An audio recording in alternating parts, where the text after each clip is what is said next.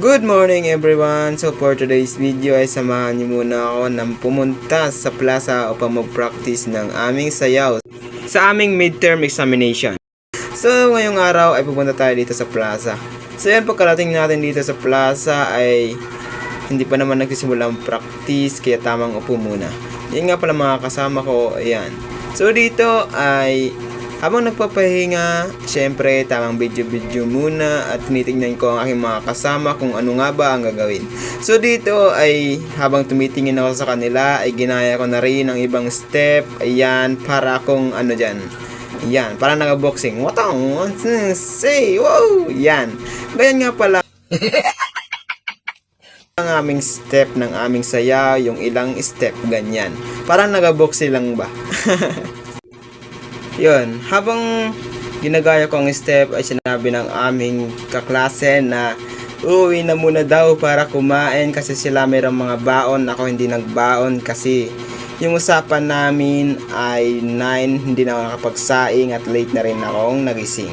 So yun, naglakad na nga lang pala ako pa uwi kasi syempre tipid-tipid muna tayo ng ating pera at habang naglalakad ako ay alam ko na uulan na ulit mamaya.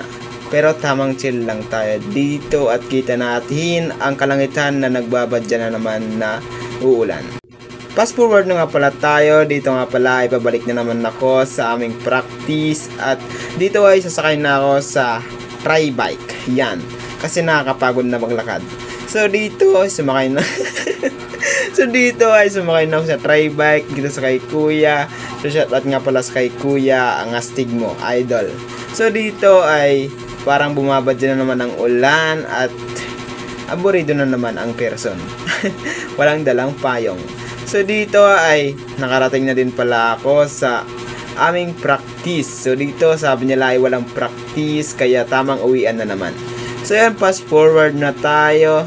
Naglalakad na ulit tayo pabalik. Nagsayang lang tayo ng 10 piso. Ayun nga pala yung mga kasama ko ay naglalakad na lang din sa huli. At siyempre dahil naabutan tayo ng ulan kaya tumakbo na tayo. So dito ay maambun pa kaya pero tayo ay chill lang kaya yun ang idol ko.